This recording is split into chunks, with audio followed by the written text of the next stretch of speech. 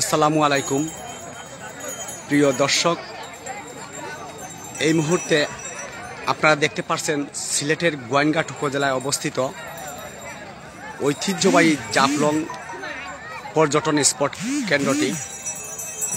আমরা এই মুহূর্তে দাঁড়িয়ে আছি জাফলং পর্যটন স্পট কেন্দ্রে।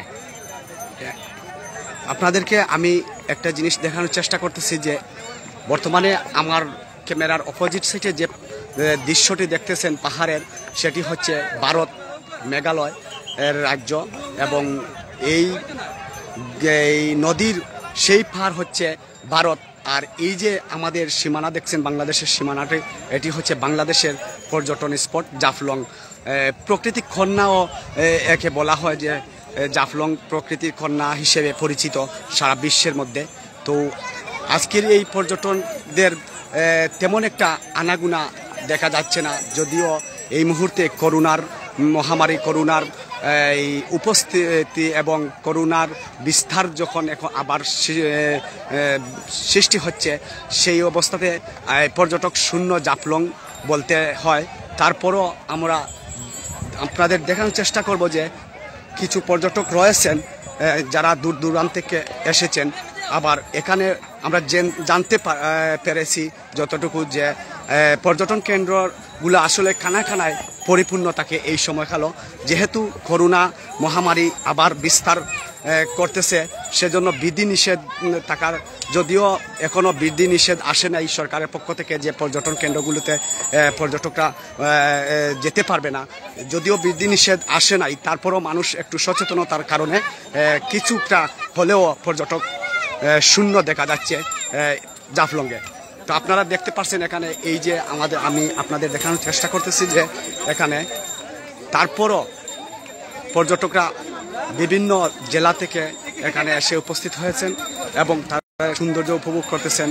যে এই পর্যটন কেন্দ্রকে অনেকেই জাফলংয়ের প্রকৃতি কন্যা হিসাবে পরিচিতি।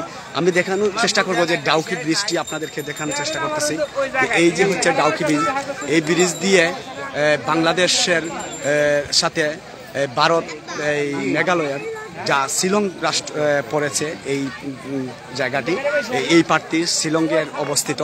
যে এই ভারতে যাওয়া আসার রাস্তাটি একমাত্র হচ্ছে এই ঝুলন্ত ব্রিজ। আপনারা দেখতে পাচ্ছেন, যদিও এখন বন্যার সিজন নেই, যদি এই বন্যার সিজনের সময় এই পাথরগুলা যে দেখতে পাচ্ছেন এখানে এই স্বচ্ছ পানি দ্বারা ডুবন্ত থাকে। এখন বর্তমানে বন্যার সিজন না থাকায় পাহাড়ি ঝর্ণাও এখন আসছে না। যতটুকু আপনাদেরকে আমরা এই স্বচ্ছ জল দেখানোর চেষ্টা করব যে একটি নদীর জল, এখন কোনো পাহাড়ি ঝর্ণা এখানে গড়াচ্ছে না।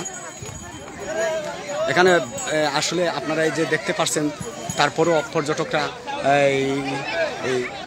এই মায়াবী ঝর্ণা এবং এই যে পর্যটক প্রকৃতিক কন্যা দেখার জন্য এখানে এসেছেন।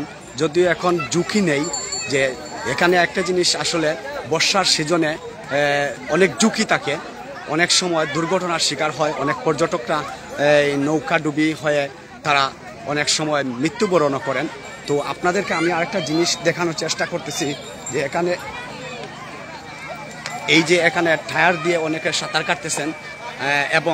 সাঁতার কাটতেছেন এবং এখানে আরেকটা জিনিস আমরা দেখতে পাচ্ছি, একটা এই ওয়াকিং রুলার, যেটা হচ্ছে এখানের ভিতরে এই পর্যটকরা ঢুকে পানির মধ্যস্থলে গিয়ে তারা নৌকার মতোই আসলে ওদেরকে ব্যবহার করে থাকেন।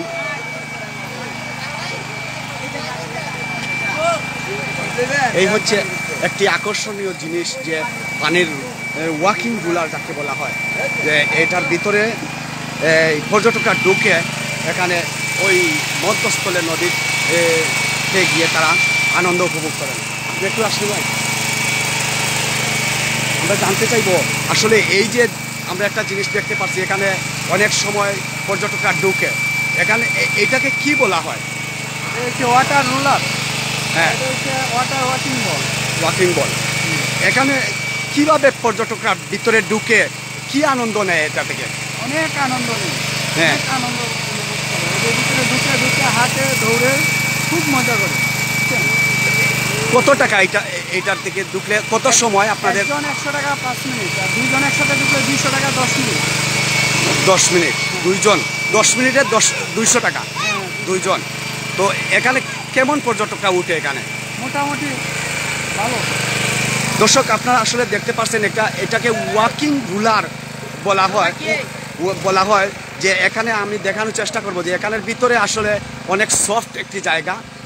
আমার মনে হয় এটা হয়তো পলিথিন দ্বারা ব্যবহার করা হচ্ছে।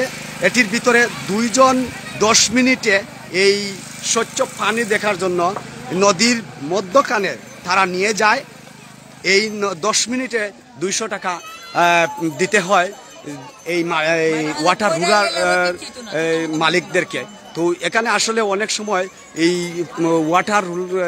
ওয়াকিং রুলারে যারা উঠে তারা আসলে অনেক সময় আনন্দ উপভোগ বেশি করতে পারেন, কারণ এটার ভিতরে উঠার পর একটু গড়াগড়ি করতে হয় যাতে আনন্দ বিছানার মতোই আনন্দ নিতে অনেকেই স্বাদ মনে করেন। বিছানার চেয়েও ভালো মনে করছেন অনেকেই। যে তো এইদিকে আমি আপনাদেরকে দেখাতে চাচ্ছি যে আসলে এটি হচ্ছে ভারতের মেঘালয় এবং এই পার্টি হচ্ছে বাংলাদেশ সীমান্ত, যেটি পর্যটন কেন্দ্র এই বিশ্বে পরিচিত গোয়াইনঘাট উপজেলায় অবস্থিত জাফলং পর্যটন স্পট। আর এই আমার বাম পাশে যেটি আছে সেটি হচ্ছে মেঘালয়। এই যে একটি ব্রিজ আমি আবারও দেখাচ্ছি আপনাদেরকে, আগেও দেখিয়েছি, এটা হচ্ছে ঝুলন্ত ব্রিজ জাফলংয়ের, যে ব্রিজ দিয়ে ভারত প্রবেশ করতে হয়। সেই ব্রিজ দিয়ে আমাদের বাংলাদেশে অনেক সময় এই এলসির পাথর কয়লা সহ এই ব্রিজ দিয়েই বাংলাদেশে প্রবেশ করে। তো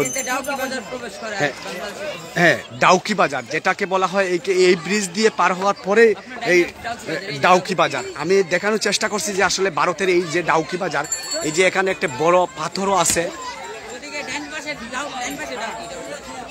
ডাইন পাস ডাউকি। তো আসলে এই যে ডাউকি বাজারটি হচ্ছে বাংলাদেশের শেষ সীমানা, যেটি ডাউকি বাজার নামে পরিচিত। এই ডাউকি বাজার দিয়ে এই ঝুলন্ত ব্রিজ হয়ে ভারতের মেঘালয় রাজ্যে প্রবেশ করতে হয় এবং ভারতের মেঘালয় রাজ্য দিয়েই আবার এই যে ব্রিজ দিয়ে বাংলাদেশে প্রবেশ করেই আপনারা দেখতে পারবেন যে বাংলাদেশের এই প্রকৃতি কন্যা জাফলং স্পটটি আসলে দূর দূরান্ত থেকে মানুষ আসে এখানে দেখার জন্য, যেহেতু এটি বাংলাদেশের শেষ সীমানা এবং বাংলাদেশের এবং মেঘালয়ের পাদদেশে অবস্থিত বাংলাদেশের শেষ সীমানা জাফলং। তো এটি বিভিন্ন এলাকা থেকে বিভিন্ন দেশ থেকে এসে এখানে পর্যটকরা ভ্রমণ পিপাসুরা এসে এখানে আনন্দ উপভোগ করেন এবং তাদের প্রকৃতির যে স্বাদ আছে সেটি গ্রহণ করেন। আমি দেখানোর চেষ্টা করতেছি আপনাদেরকে, যদিও পর্যটক শূন্য মনে হচ্ছে, তারপরও কমতি নেই যে পর্যটকদের। আপনারা দেখতে পাচ্ছেন এখানে দেখেন আসলে বড় বড় পাথর রয়েছে, যে পাথর দ্বারা বাংলাদেশের মধ্যে একমাত্র জাফলং পাথর কোয়ারি বিছনাহান্দি সহ এই গোয়াইনঘাট উপজেলা পরিচিতি লাভ করেছে, সেটি এই পাথর দ্বারাই। এই পাথরটি আসলে অনেকে বলছেন এগুলা বর্ষার সিজনে পাহাড় থেকে অর্থাৎ ভারত থেকে নেমে আসে বাংলাদেশে। এই পাথরগুলার দিয়েই আমাদের এই গোয়াইনঘাট উপজেলা পরিচিতি লাভ করেছে বিশ্বের মধ্যে এবং বাংলাদেশের প্রত্যেকটা জেলা উপজেলার মধ্যে পরিচিতি লাভ করেছে এই পাথর। তো আসলে এই পাথরের মধ্যে যদিও এখন রিস্ক নেই, বন্যার মধ্যে এই পাথরে যখন স্বচ্ছ পানি দ্বারা ডুবে থাকে তখন অনেক পর্যটকরা এখানে নিখোঁজও হয়ে যান। এই যে আপনারা দেখছেন এখানে অনেক স্রোত আসে পর্যটন, যখন বর্ষার সিজন হয় তখন এই স্রোতের কারণে এই নদীতে অনেকে প্রাণও হারিয়েছেন। বর্তমানে আসলে এখন প্রাণ হারার কোনো ভয় থেকে বলছি, যদি বর্ষার সিজনে আসেন তো একটু সেভ হয়ে এখানে আসবেন, যাতে এই নদীর স্রোত থেকে আপনারা বাঁচতে পারেন, সবসময় নিরাপদ থাকবেন। দর্শক, আমি এই মুহূর্তে আপনাদের কাছ থেকে বিদায় নিতে দর্শক, এখানে একটা জিনিস, নেটওয়ার্কের প্রবলেম থাকার কারণে আমি আসলে সরাসরি আপনাদেরকে অনেক কিছু দেখাতে পারি নাই এবং পর্যটকের কথা নিতে পারি নাই। এখানে পর্যটক কেন্দ্রে tourist police OC Ratan Sheikh আছেন, যিনি আসলে আমি নেটওয়ার্কের সমস্যার কারণে তাদের কোনো সাক্ষাৎ নিতে পারি নাই। অত্যন্ত দক্ষতার সহিত উনি এখানে পরিশ্রম করছেন। Tourist police OC Ratan Sheikh, যার কথা সবাই এখানে আসলেই বলতে হয়, যিনি অত্যন্ত সুন্দরভাবে এখানে ট্যুরিস্ট পুলিশ দ্বারা কোনো ধরনের অনিয়ম, অশৃঙ্খলা অথবা কোনো ধরনের হয়রানি যাতে পর্যটকরা না হয় সেদিকে অত্যন্ত নজর রাখছেন। এটাই আপনাদেরকে আসলে আমি দেখানোর চেষ্টা করেছিলাম। তবে আমি দেখব ওনাকে আমি একটু কথা বলতে পারি কি না। আসলে উনি এখানে অনেক সুন্দরভাবে দেখছি যে উনি বসে বসে এখানে যোগ করছেন। তো দর্শক, নেটওয়ার্কের প্রবলেম থাকার কারণে আমি আসলে সব কিছু আপনাদেরকে তুলে ধরে দেখানোর চেষ্টা করেছিলাম, কিন্তু তুলে ধরতে পারি নাই। আমরা পেয়ে গেছি এখানে পর্যটন ট্যুরিস্ট পুলিশের ওসি রতন শেখ, যিনি সব সময় এখানে থাকেন এবং পর্যটকদের নিরাপত্তার কথা ভাবেন। নিরাপত্তার জন্য উনি আসলে সর্বাত্মক এখানে সাহায্য করে যাচ্ছেন সবাইকে। আমরা এখন কথা বলবো যে ওসি রতন শেখের সাথে, পর্যটক ট্যুরিস্ট অফিসের ওসি রতন শেখ, তিনি সবসময় এখানেই বসে থাকেন। আপনাদেরকে আমি দেখে নিই আগে যে উনি আসলে খুব সুন্দর একটি চেয়ারে বসে আছেন, যাতে এখানে কোনো ধরনের বিশৃঙ্খলা সৃষ্টি না হয়, কোনো পর্যটকরা হয়রানির শিকার না হয় সেদিকে নজরদারি করছেন। পুলিশ বাহিনীও আছেন। আসসালামু আলাইকুম। আমরা দেখতে পাচ্ছি আপনি এখানে সব সময় বসে থাকেন এবং এই যে পর্যটকদের আপনি যারা পর্যটকরা আসেন তাদের নিরাপত্তা কতটুকু আপনি দিচ্ছেন যদি আমাদেরকে বলেন একটু। ধন্যবাদ আপনাকে। আসলে আমাদের তো নিরাপত্তা, আমরা টুরিস্ট পুলিশ হিসেবে আমরা নিরাপত্তা দিয়ে থাকি সব সময়। আমাদের এখানে যে পর্যটক আসে, সিলেটে যারা আসে তারা অবশ্যই জাফলংয়ে আসে এবং জাফলংয়ে যেহেতু এখানে লোকজন বেশি আসে, তার জন্য আমরা সবসময় এখানে ব্যবস্থা রেখে থাকি। আমাদের এখানে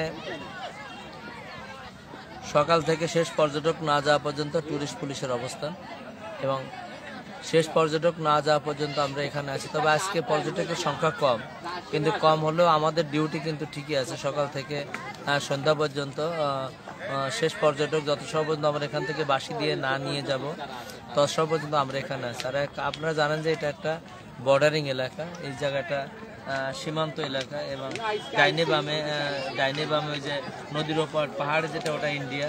এবং এখন হলো পানি কম, যার জন্য মানুষ হেঁটে চলে যায় ওপার, যাতে হেঁটে চলে যে ওদিকে যাতে কেউ বিপদের সম্মুখীন না হয় সেই জন্য আমরা বিভিন্ন পয়েন্টে পুলিশ রাখছি, মাইকিং করছি এবং যাতে সীমানা অতিক্রম করে কোনো পর্যটক ভুল করে যেন কোনো বিপদে না পড়ে, এই সব দেখার জন্য আমরা আছি।